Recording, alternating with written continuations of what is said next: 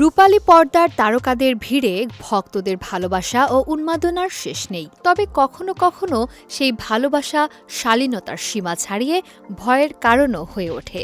ঠিক এমনই এক তিক্ত অভিজ্ঞতার মুখোমুখি হয়েছিলেন বলিউডের জনপ্রিয় অভিনেত্রী কাজল আগরওয়াল। সম্প্রতি এক সাক্ষাৎকারে বহু বছর আগের সেই ঘটনার কথা বলেছেন তিনি। কাজল জানান, একটি সিনেমার দৃশ্যের শুটিং শেষে তিনি নিজের ভ্যানিটি ভ্যানে বিশ্রাম নিচ্ছিলেন। হঠাৎ কোনো অনুমতি ছাড়াই ছবিটির এক সহকারী পরিচালক সেখানে ঢুকে পড়েন। বিষয়টি বুঝে ওঠার আগেই তিনি নিজের শার্ট খুলে বুকে করা একটি ট্যাটু দেখান, যেখানে বড় করে লেখা ছিল কাজলের নাম।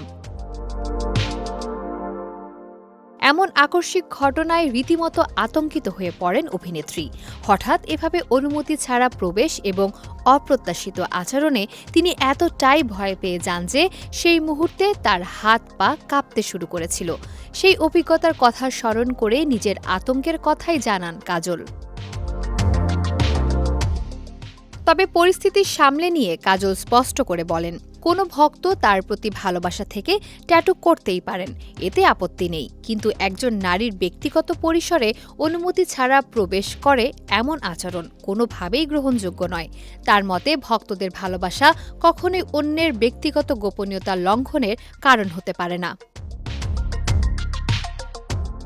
খ্যাতির বিড়ম্বনা প্রসঙ্গে কাজল আরও বলেন, দর্শকের ভালোবাসাই একজন শিল্পীর সবচেয়ে বড় প্রাপ্তি। তবে সেই ভালোবাসা প্রকাশেরও একটি সীমারেখা থাকা প্রয়োজন। সম্মান ও শালীনতা বজায় রেখেই প্রিয় তারকার প্রতি ভালোবাসা প্রকাশ করা উচিত বলে মনে করেন এই অভিনেত্রী।